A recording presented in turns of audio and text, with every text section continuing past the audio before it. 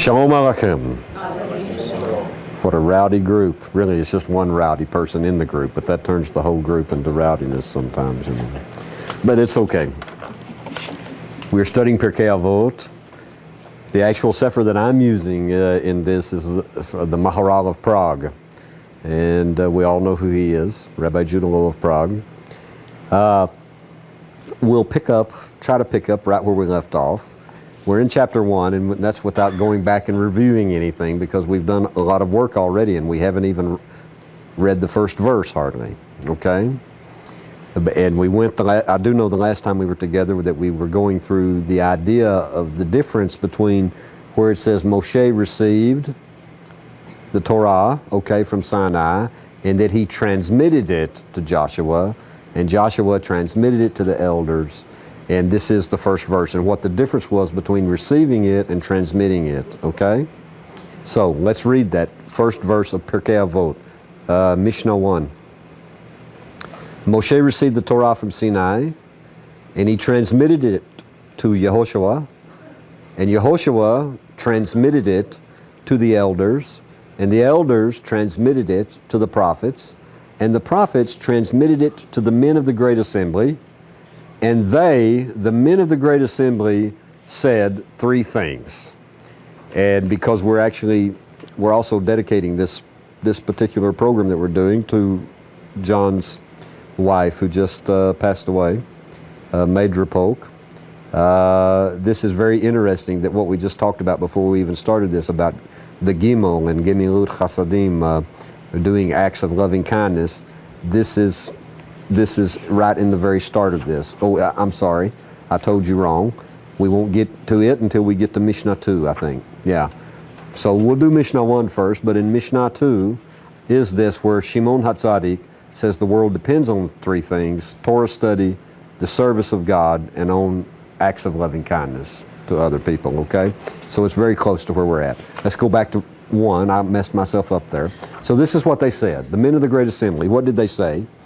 Be deliberate in judgment, develop many disciples, and make a fence for the Torah. Now let's go to the Maharal of Prague. And I know a lot of you have different sefers, book from different rabbis. I want to look at all of them, but I know if I do, see, when Pat asked us to start this series, she's talking about years and years and years we will be here, I'm telling you. We will never ever move from Pirkei Avot. The Mashiach will come before we move from Pirkei Avot, I'm sure of it, because we can just be here forever.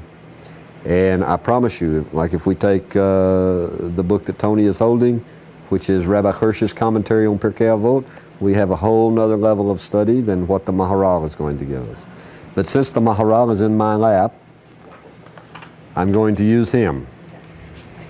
And the Maharal begins, he says, they said three things. First, he begins to tell us about the men of the great assembly. Who is this? He said, the men of the great assembly, they flourished prior to the second temple and also in the early days of the second temple. Now, we already know what time frame that puts them in. After the Babylonian captivity, Ezra, Zechariah, Haggai, these were the people of that period of time. The things that they said are actually what's called Musar, and he wants to tell us what Musar is. Musar, now the way that's usually translated, and this is one of the reasons that this particular tractate of the Mishnah, Pirkei Avot, which literally in Hebrew means chapters of the fathers, but a lot of times you'll see it translated as ethics of the fathers, okay? And that's based on what it actually contains. It contains what's called Musar, which is often translated as ethics, but it's really more than that. It's not just ethics. It's, in fact, the definition that is in this sefer is that it is constructive criticism, okay? This work, he says, the Maharal translates the word as advice. He says, but the Rabbi Tuvia Basser, who is doing the editing here, says actually that's too mild an expression, and that's true. It's not just advice. It's really, he says the English language falls short of a translation. that really adequately conveys the obligatory weight of Musar and the positive and nurturing intent with which it is both given and received. So let's just learn the Hebrew word, Musar, and we'll learn what it means, not from English, but just by knowing that it's hard stuff, okay, from the sages that's given to us for our benefit because they love us very much. And they M-U-S-S-A-R, Musar. And they want us to be just as close to Hashem as we can be with as few problems as we could possibly have in this life. Okay? That's really the intent of it and what it's giving. So anytime we are reading anything in Pirkei Avot, we have to realize they are telling us certain things because they love us. And they want to give us some real secrets on how to operate in this world. Okay. So it's Musar. He says, it is advice that supports both the study and the practice of Torah. And Musar strengthens the ability of mere human beings to be able to live within God's system, within the system of the divine. During the 1,000 years in which the Torah was transmitted from Moshe all the way down to the men of the Great Assembly, none of those people, none of them, from Moshe all the way to the time of the men of the Great Assembly, actually were transmitters or pronouncers of Musar. This actually begins during the time of the first sages of the men of the Great Assembly. He goes on, he says, all of their pronouncements were actually restatements, the pronouncements that were issued by all the prophets from Moshe to Joshua, to the elders, to the prophets, they were all restatements of Torah, okay? But when we come to the men of the Great Assembly, they are taking that and moving it into a way and it's because of a lot of things, but mainly because things have become so fractured. The first Holy Temple had been destroyed. The Jewish people had to go into exile. All of those things. So they are trying to pick us back up.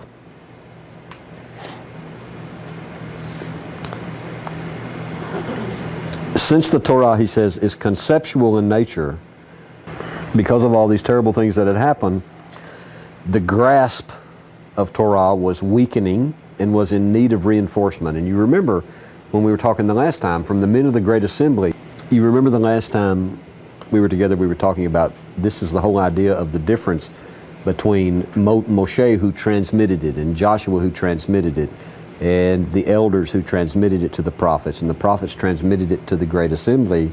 But then after that, it begins to say it was received. And the whole idea is because we were no longer on the level of retaining everything. That's hard to imagine, but because we think, as modern men and women, we think we are so much more advanced than those ancient people. And actually the deal is that the total opposite is the case. They were much more advanced with the quality of their soul, the size of it, and their mental capability. I mean, they retained it all. But by the time we get here, what had happened, we no longer had an independent state of Israel, okay? We no longer had the first Holy Temple standing. We no longer had the presence of the Shekinah on the face of the earth. All right? Even when we built the second temple, we didn't restore to it the Ark of the Covenant. So the presence of the Shekinah was not restored to it, which doesn't make it any less important. I'm not trying to say that. What I'm trying to say, actually it all depends upon the level of shefa, of influence that God was giving to the world, which is on an entirely different level when we have the Holy Temple standing in the presence of the Shekinah, the visible presence of God here. This is what made the big difference. So we are a step down. We didn't evolve, we devolved a little bit in that sense, and we're on a step down. So now all we can do, all the men of the Great Assembly can do, is move the information to the next generation But the next generation, because they are on such a lower level, all they can do is receive it. And that's exactly what's going on. There were so many changes that were taking place. And that's also what led to the Babylonian captivity. That's what led to the Greeks who came after them, or the Persians who came after them, and the Greeks who came after them, and then the time of the Romans. I mean, which was one persecution after another, which this is what led to the writing down of all this information in the first place, okay? So basically what the Maharal is trying to tell us is he's actually saying the men of the Great Assembly, why is it only recorded they said 3 things? I'm sure they said a lot more than that. So what is the 3 things? It all has to do with they are trying to fortify the intellect of people, in Hebrew what's called sechel, okay, which is intellect, or it's even sense, not in the sense of maybe common sense, but good sense, and to promote the understanding and the practice of Torah law, of the halakha, at every stratum of society, okay?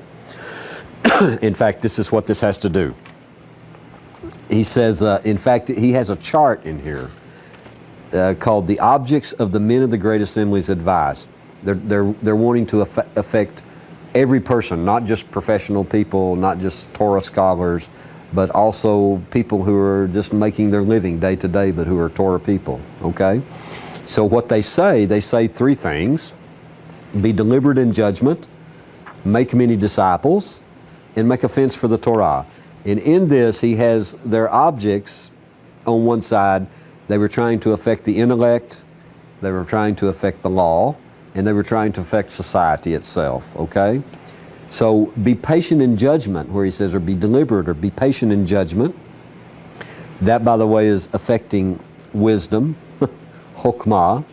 On the level of law, it affects what's called mishpatim. On the level of society, it's actually especially a musar for judges, okay? To be patient in judgment. Where the advice is many students, or the musar is many students, develop many disciples.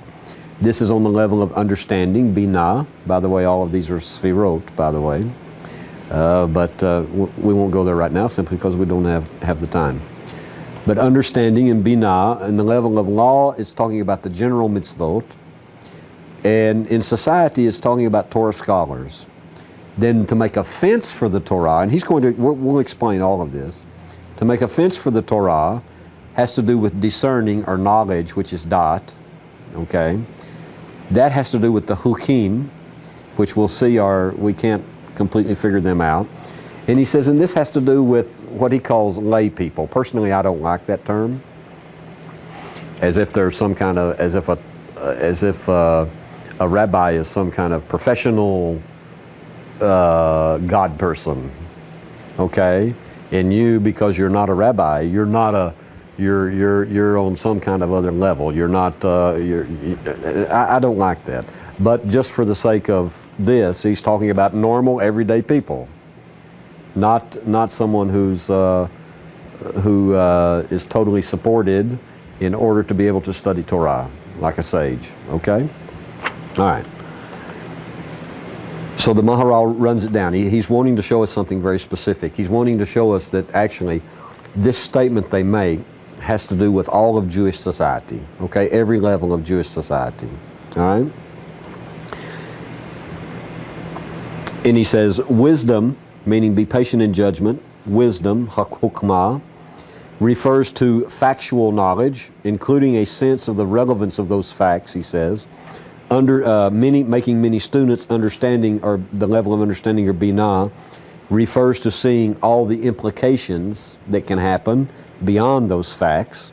And dat, making a fence for the Torah, refers to discerning the essential distinguishing characteristics of things. And he says, and this is the faculty that we use to analyze and organize information, to group similar items, and to distinguish between different categories. Wisdom, understanding, and discerning, he says, are independent aspects of the intellect, even though they work together. We do know that. That's the way it works. They actually are independent, but one can't hardly work without the other. They have to work together.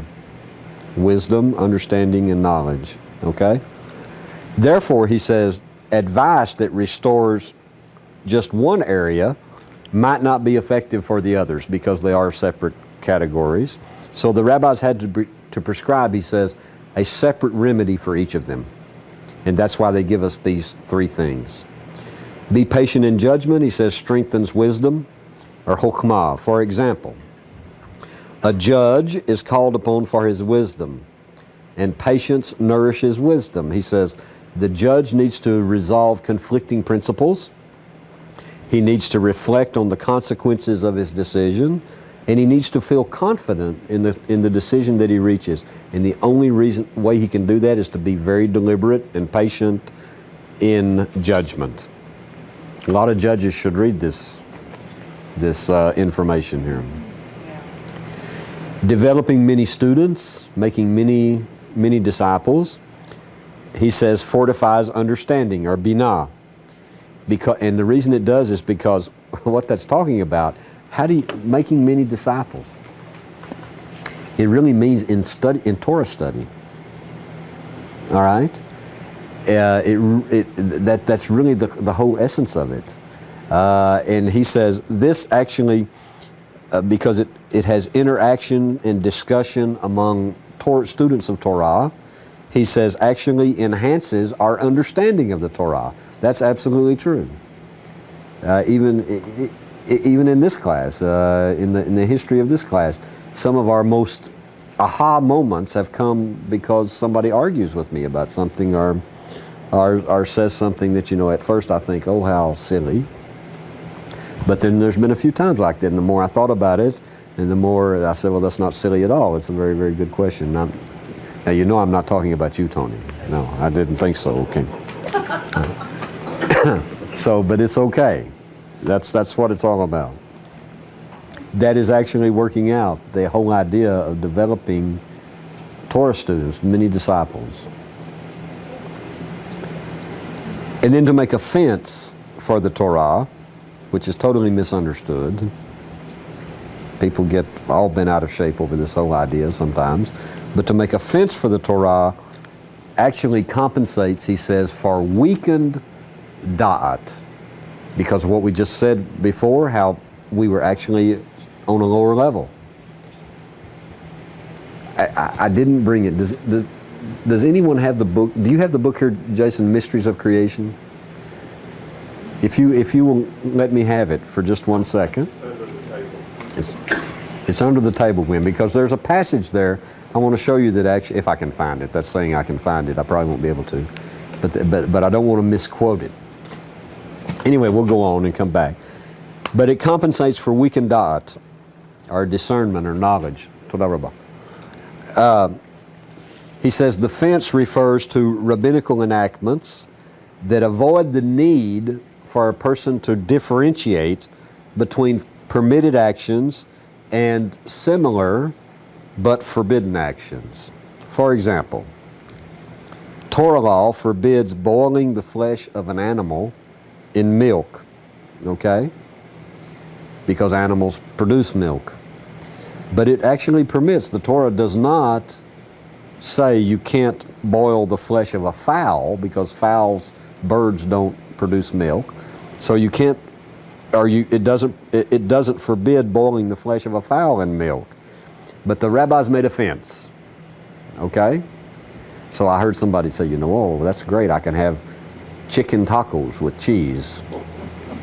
No, I can't have, because the rabbis made a fence.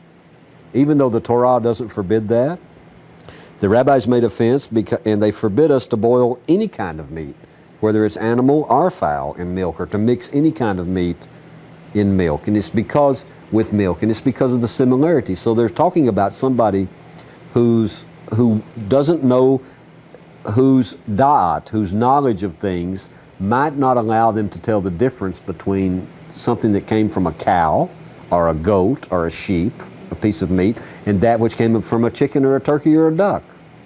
And they might make a mistake and actually accidentally break a commandment, a Torah commandment. So in order to avoid that, the rabbis made a fence and said, listen, we don't mix any meat with milk. It's just that simple. And so somebody comes and brings this other argument and says, well, the Torah doesn't forbid that. And the rabbis say, well, that's nice, but we forbid it.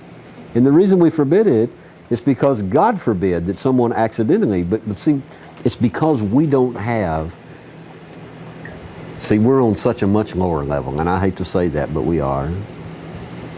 And at the same time, it's kind of like Rabbi Ashлаг's explanation of how small our souls are compared to these earlier generations, but that we're the most important ones because we're the ones that finish the feat. We finish the package, okay? But the deal is because we think so small sometimes, we don't understand how important the commandments are. We don't understand the damage that's done by breaking the commandments. The sages did understand. And this is why they may appear to be, I mean, you know, some people think that's just silly. Well, it's okay. As a B'nai Noach, actually, you're not even under those restrictions at all. However, I'm going to tell you something, and you may call me crazy, but if you take them, it'll be beneficial for you. Amen. It won't do you one bit of damage. It will only be beneficial for you in every way, even though you're not under the obligation to have to follow that level of kosher. That's not just my opinion, actually. That's the opinion of quite a few rabbis, contemporary rabbis, and rabbis on the level of a sage. Now, surely I will be able to just go right to what I'm wanting to look at. So we can't eat chicken tacos or Parmesan chicken or nothing like that? I just messed you all up, didn't I, Tony? No, I'm sorry. I told you you're not under the obligation. I'm just telling you that if you can come to that point, it's beneficial for you. Or we can eat cheese with veggies. To feta cheese. You can also get some kind of fake cheese too, probably, as long as it doesn't have any dairy in it. But don't let that be a... Okay, Tony, I won't talk about it anymore, okay? When you hear good advice. Well, it's up to you. I mean, it's not, no, it's... I always have to do everything with a grain of salt when I'm... See, if everybody in the room was Jews, I would say very strictly, it's absolutely prohibited to you. But since they're not, I can't actually say that, but I can tell you that it certainly won't do you any harm, and it will be beneficial for you. And I'm obviously not going to be able to find this right now, so but I will find it that illustrates very, very good the idea between the earlier generations, even among the sages in our generation. I'll look at it in just a minute. So he goes on, the Maharal does, and says there's a great benefit to the practice of the Torah in what the men of the Great Assembly said. These three pieces of advice. He says because they also fortify the three different categories of Torah law. Number one, mishpatim, okay? Mishpatim, mishpat is justice. They are laws, he says, that are actually essential to the smooth functioning of society. Simple common sense, he says, can see and apply the system and the method of the Torah laws that are called mishpatim. They're common sense laws of how to live and how to get along, okay, in a society. The classification known as chukim, they are exactly the opposite. They are laws which actually the sages say are beyond human ability, the ability of a human being to rationalize them into a system. That doesn't mean that we can't, for instance, the ashes of the red heifer. That doesn't mean that we can't understand, see, because the sages tell us that even Solomon himself couldn't move the ashes of the red heifer into a rational system of thought. There were things about it that are just not rational. And this is what a chok is and what the chukim are. We can't completely understand them. It doesn't mean you can't understand aspects of them. It doesn't mean you can't see how they relate in some ways, but it means you can't fit the whole package of a chok, of the chukim into your system, no matter what your system is. They just don't work. It says we don't know the ultimate reason that God decreed any of the commandments, actually, but we can usually come up with principles that guide us to the application and the understanding and the meaning of the mitzvot, all of these things. But the chukim defy formulating such principles, and so they are difficult to arrange into any kind of methodical system that can be practiced through the use of guidelines. Now, all of the other laws of the Torah are in the category of what's called mitzvot, commandments, okay? So we have the mishpatim, the justices, the laws dealing with justice. We have the chukim, the unknowable ones. And then we have the mitzvot. And the mitzvot, he says, the Maharal says, they also are not as intuitively grasped as mishpatim. They don't always make sense, okay? But they can be organized through analysis and insight into the principles that underlie them. So now he wants to say, how does this work?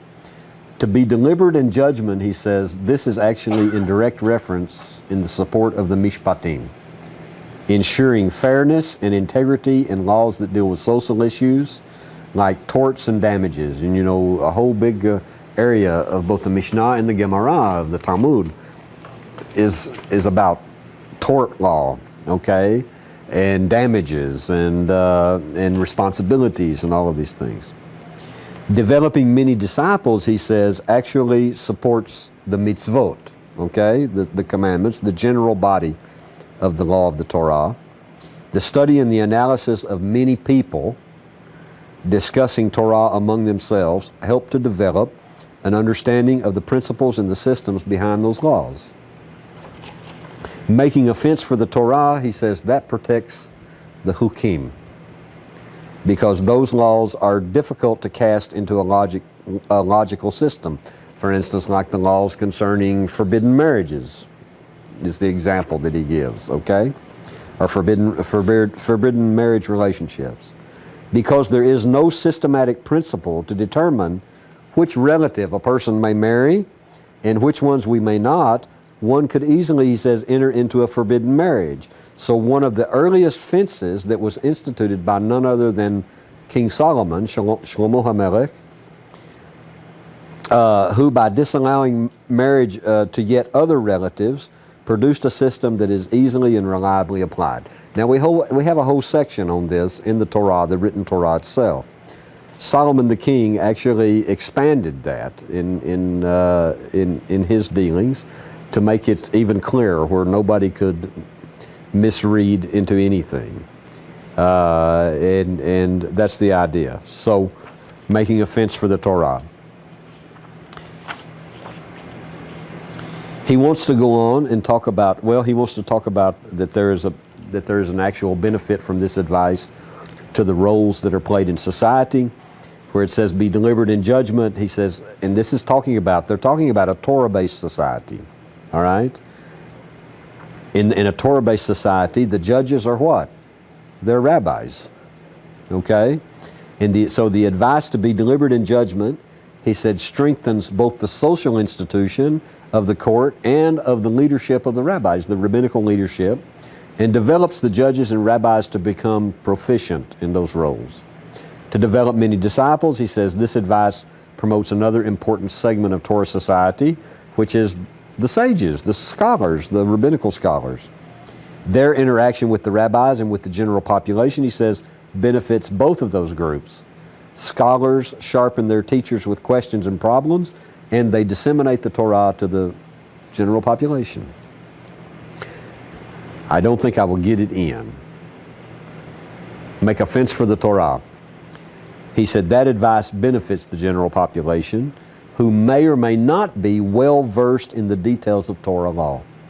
The fence for the Torah is a system that helps people to avoid confusing what's forbidden with what's permitted. And such additional restrictions make the law more consistent, and so it's easier to remember and to apply. There's less to remember, actually.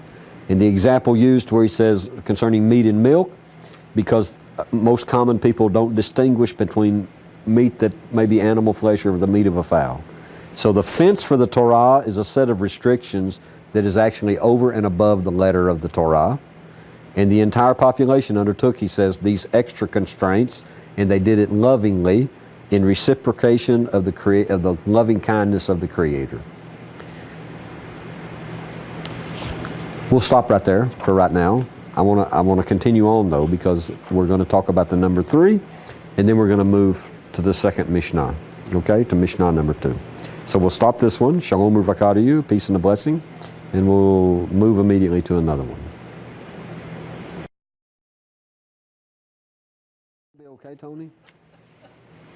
Oh, I need to ask a few questions. That's all. Later. Shalom Aleichem. I'm a little worried about you, but we'll talk. Back, I want to pick up exactly where we left off, because we're just finishing, according to the Maharal of Prague, his commentary on Pirkei Avot. We just finished Mishnah 1, the very first Mishnah, where it talks about how the men of the Great Assembly said 3 things: be deliberate in judgment, develop many disciples, and make a fence for the Torah. And the Maharal had just brought us to, and he wants to talk about now, before moving to the second Mishnah, he says the significance of the number 3. Why did they say this? He says, because it seems a little silly. Can't we count? Why is this? He says it seems superfluous for the Mishnah to count how many things were said. After all, he says, we can easily count them ourselves. Be deliberate in judgment, make a fence for the Torah, or develop many disciples, make a fence for the Torah. 1, 2, 3. Why do they say 3 things? He says the Mishnah said they said 3 things to teach that the remedy for a Torah society consists of exactly 3 parts. No less, or less than that is not enough. More than that, this is not required. If we'll get into these 3 things, and he's talking about a Torah-based society. I think it's actually extremely valuable also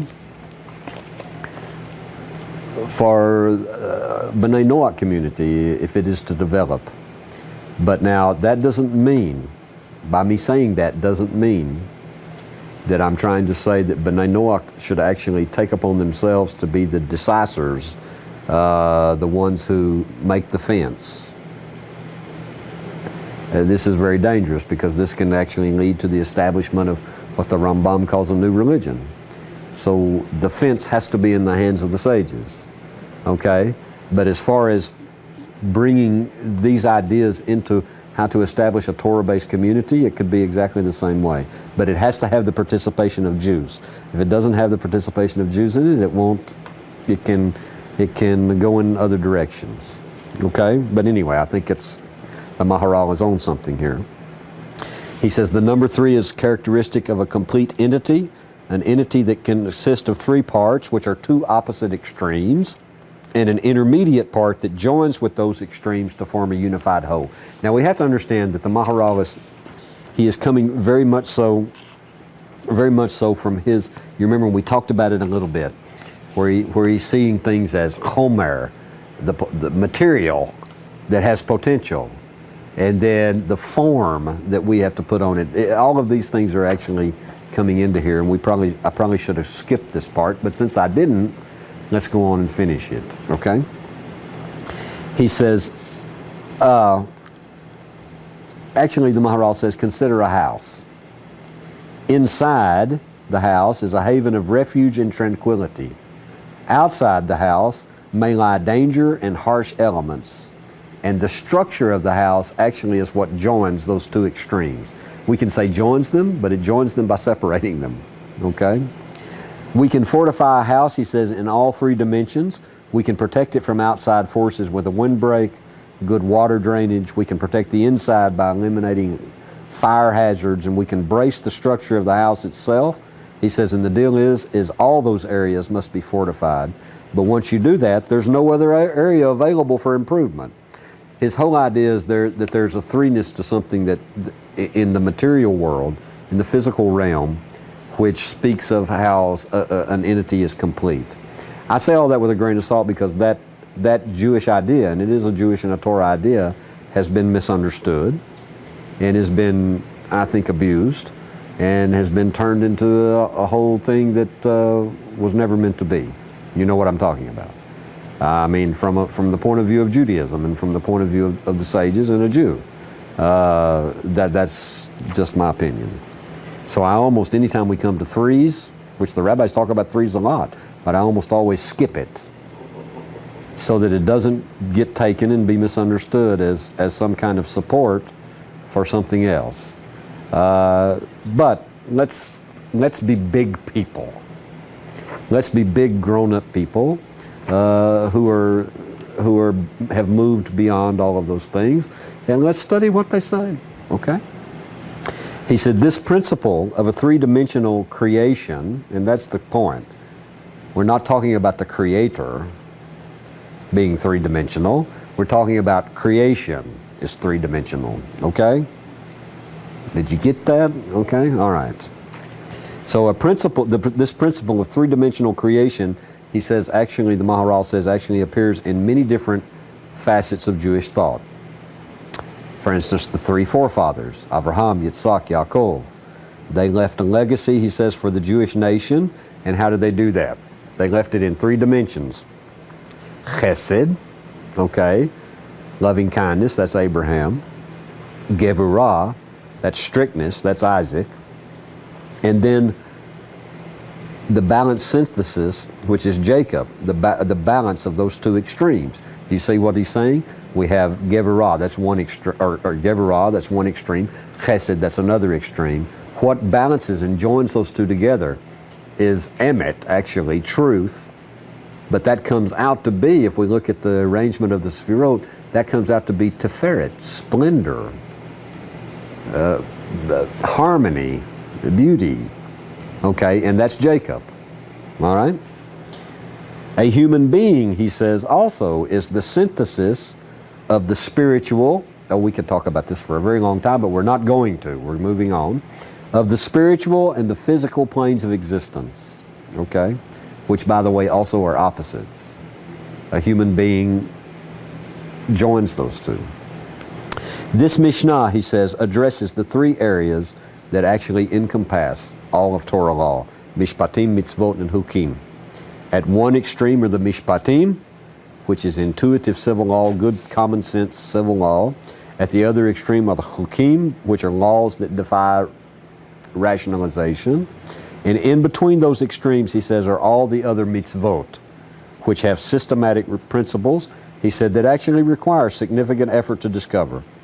And he says, and much of the rest of Pirkei Avot, much of the rest of this whole, all of these Mishnayot, which are in this tractate, he said, much of it provides three-dimensional solutions. We have to look for them, but they'll provide three-dimensional solutions to three-dimensional problems. That's what they're about, okay?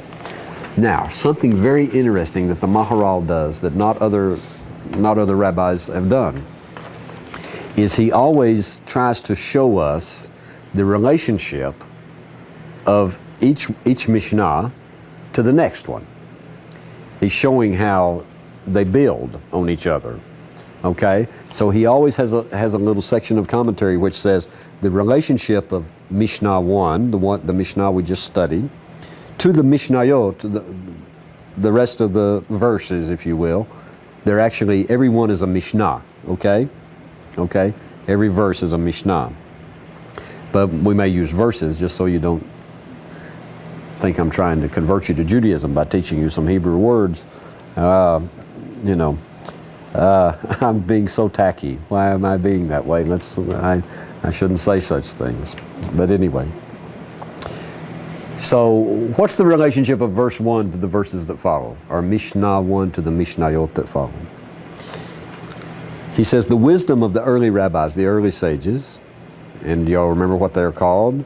They're Tanaim, a Tana, is expressed in Pirkei Avot, he says, as practical advice or musar that brings the full force of the Torah into our daily life.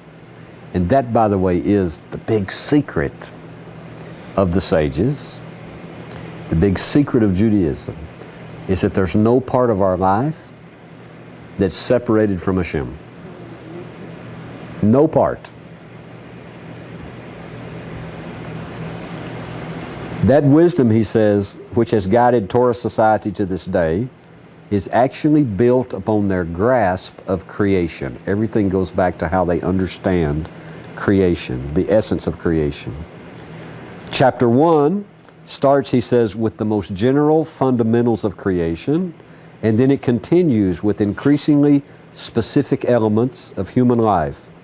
So the first Mishnah, Mishnah number 1, addresses all of society. And it intends to strengthen the Torah, which is the foundation of meaningful existence. The next Mishnah will explore, again, 3 things. The 3 primary relationships of human life. And subsequent topics, he says, will also deal with a variety of social relationships.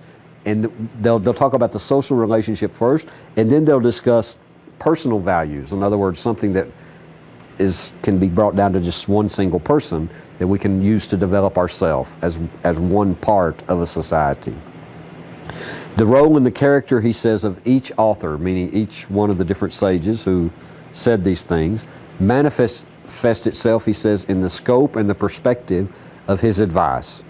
So the Musar of Mishnah number 1 comes from the men of the Great Assembly.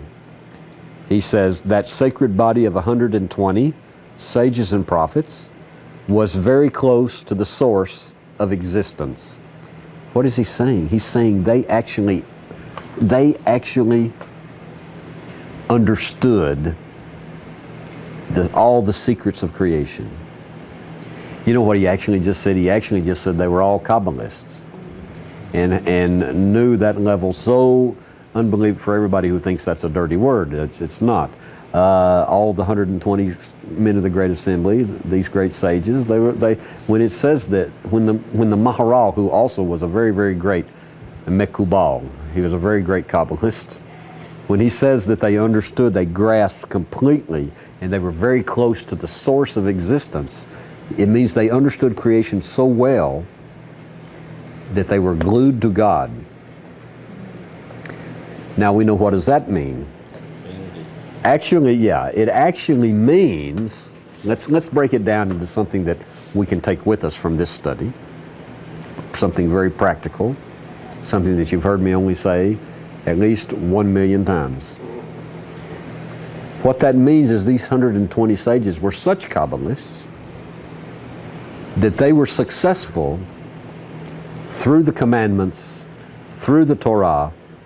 They were successful in transforming their will to receive for their self alone into a will to receive in order to share, in order to give benefit to others, in order to give pleasure to Hashem, because that's how you become one with Him, period. So he says their advice reflects that perspective.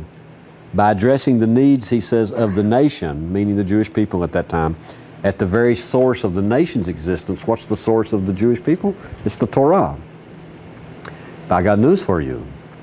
Somebody says, oh, so I'm not a Jew, so what's the source of my existence? The Torah. You can't escape.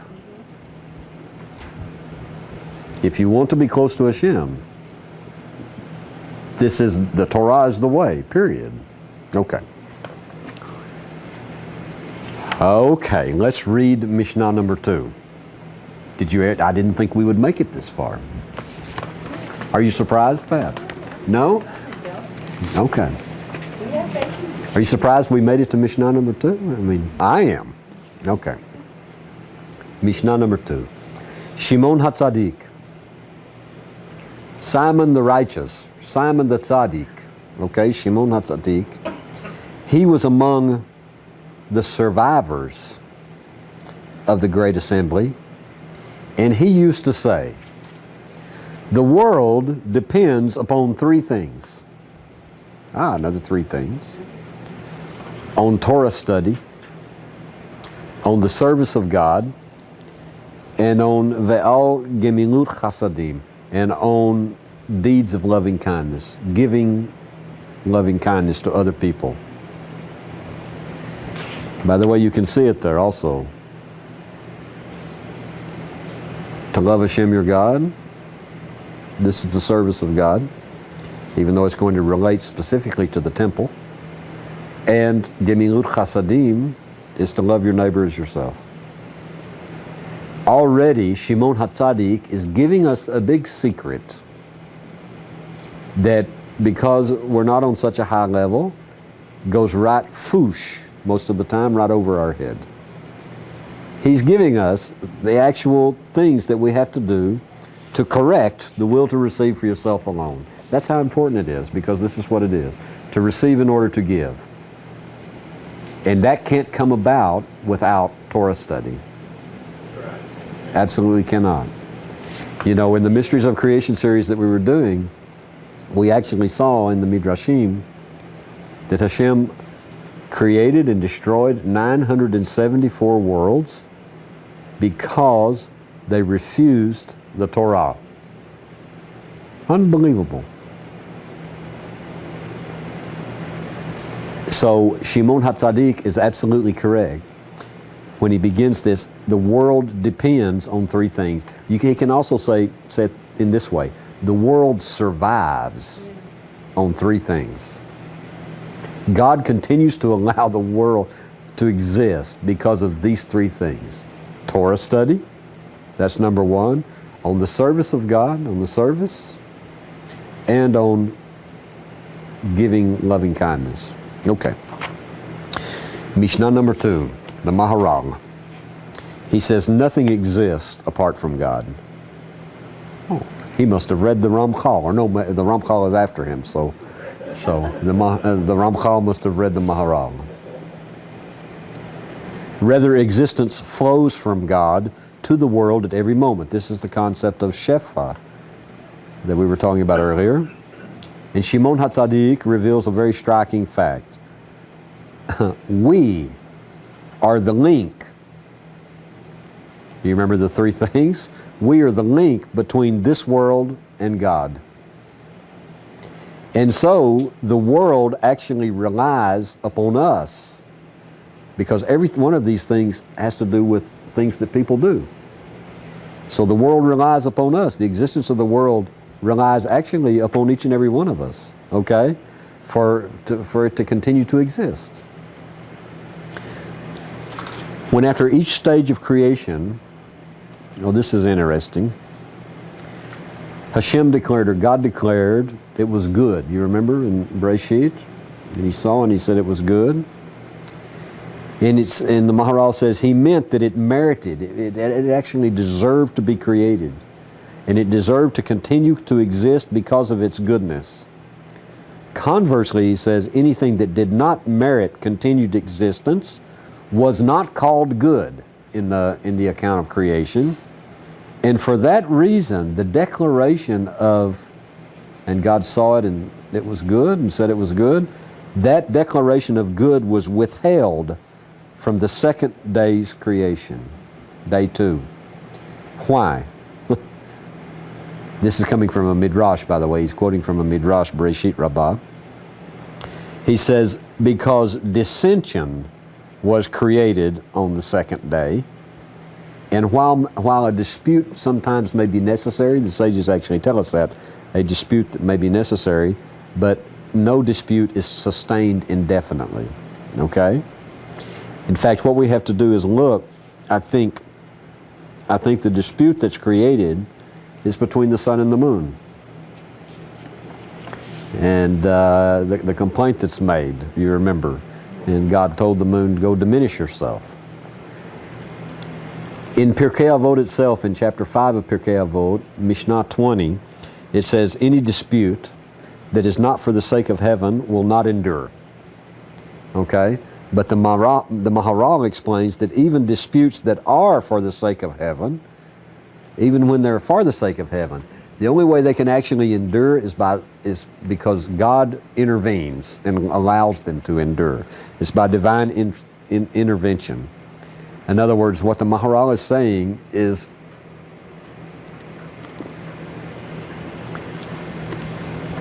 disputes are like everything else in this world. They are an illusion in a sense. Now, I don't mean to say, by saying that, don't mean that they're not real. but they are illusion in a sense that they can only occur with us because we are not one with Hashem. If we were one with Hashem, there would be no disputes. And because Hashem is one, eventually, no dispute, no matter what it is, even all the great disputes from between the house of Hillel and the house of Shammai, they will not endure. They will not last. We're getting into some really deep stuff, so I'm going to move us right back here. It's okay with you? I'm never sure it's okay with me. The major categories, he says, of creation, like plants, those things were designated good, even though each tree and each flower must wither and die. The category itself continues on, however, okay? And it's to this that the term good applies. Do we understand what he's trying to say? The reason good is withheld from the second day is because this was the beginning of an argument, a beginning of a dissension, okay? And that is not going to endure. The reason he says good about other things is because they were good, and they're going to endure. They're going to continue on. Mankind, he says, was a different order of creation because man has to cultivate his goodness. And the declaration, now this is interesting, hardly anybody notices this, but it's the declaration of good was not explicitly applied to the creation of mankind, but was ambiguously included in the statement, and behold, it was very, in Hebrew is me'od, it was very good, tov me'od, okay, me'od. In Hebrew, mem, aleph, dalet, it has the letters of aleph, dalet, mem, Adam. Okay, rearranged, because the Maharal says the choice to become good lies within us. It lies with us. Let me take a Tanakh and show you exactly what they're saying. We'll go to Breshit. Let me find the right place. And maybe while you're in there, you could go through that verse 2 a little bit, briefly, why he said it wasn't. He didn't. On the second day? Yeah, what was the second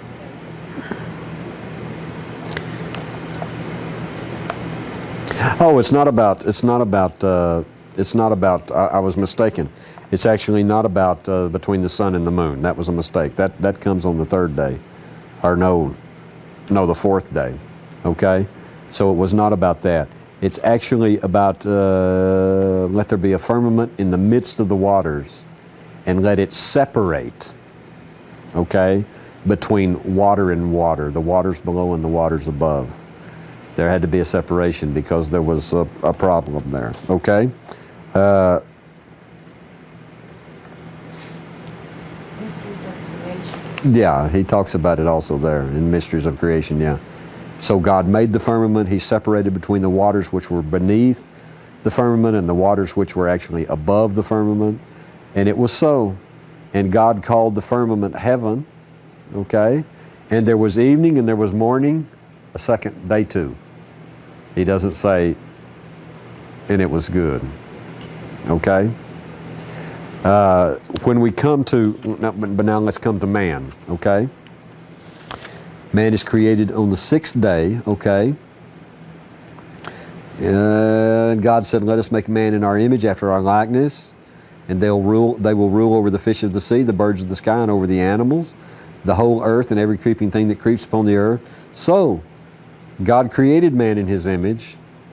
In the image of God He created him. Male and female He created them. And God blessed them, and God said to them, be fruitful and multiply, fill the earth and subdue it, and rule over the fish of the sea, the bird of the sky, and every living thing that moves on the earth. And God said, behold, I have given to you all vegetables, okay, yielding seed that is on the surface of the entire earth, and every tree that has seed yielding fruit, it's yours for food. And to every beast of the earth, to every bird of the sky, and to everything that moves on the earth, within which there is a living soul, every green herb is for food. And it was so. And God saw all that He had made. But you see, He doesn't pronounce specifically, explicitly. He saw Adam, God saw all that he had made, and behold, it was very good. Tov meod. But Adam is just included. He doesn't give a specific announcement of Adam, who he created on the sixth day. It's about all the creation. Okay, you see the fine detail? He doesn't say about Adam HaRishon explicitly, and behold, he's good.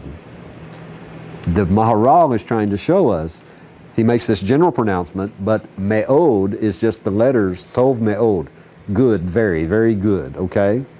It's just the letters of Adam rearranged. And the Maharal's point there, he's being very good here. I mean, this is something that he's seen. He's saying that it's within man to be good, just as we know it's in man to be evil. But it's in man to be, it's in the Adam, the human race, to be good. That's what he's trying to say, okay? Is that okay? It's okay with you? It's very good because it reminds me of Rabbi Ashla. Sure, And the houses. well, this whole thing, well, look, all we have to do, we have to just continue to come. This is the key to really everything. We have to, at all times, always continue to come back to what we were talking about a while ago.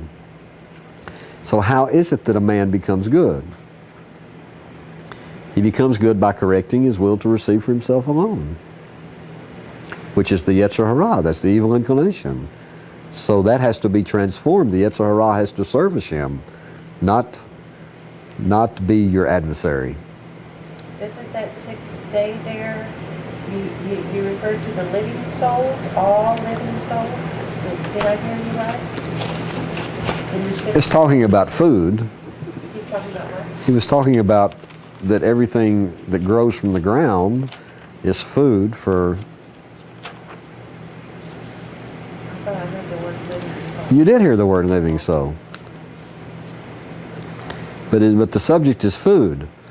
I have given to you all vegetable life, yielding seed that is on the surface of the entire earth. I'm giving to you every tree that has seed yielding fruit. It's yours for food. And to every beast of the earth, animal of the earth, and to every bird of the sky, and to everything that moves on the earth, within which there is a living soul. Every green herb is for food. And it was so. And God saw that he had made, and behold, it was very good, and there was evening, and there was morning the sixth day. So what was your question about the living soul? I wanted to know how it was referred to in the verse.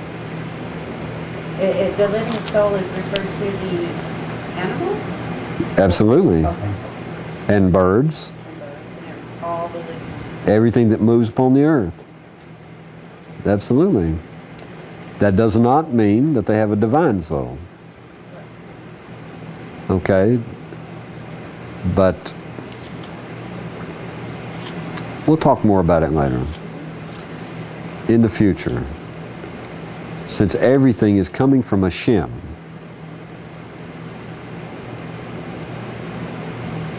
Oh, I got it. You got it? Okay.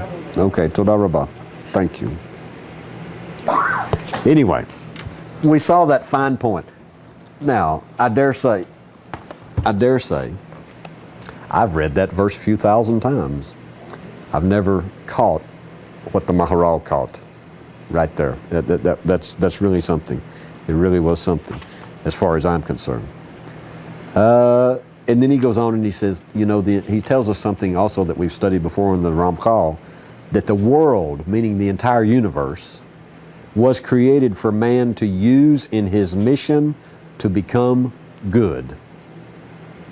If we turn our back on this mission, then the rest of the world, the existence of the universe, no longer has relevance.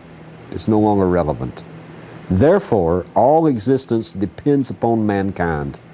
And this was manifested, he says, we saw this at the time of the flood, when not only the people were destroyed, but all the animals and the birds and everything else were destroyed also. Why? Because their existence depended upon mankind.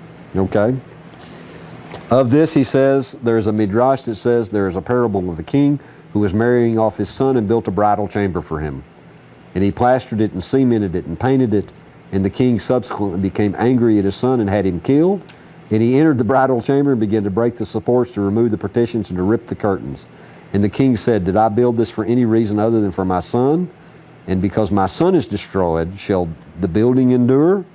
In the same way, the flood was sent to destroy not only the people, but the animals and the birds as well, because it didn't matter anymore. When mankind is deserving of existence, the rest of creation fulfills its purpose and is maintained by the Creator. So it is that the world's existence truly depends upon our worthiness through the Torah and the service of God and acts of kindness. I'm out of time. Shalom Uvracha. Peace and blessings.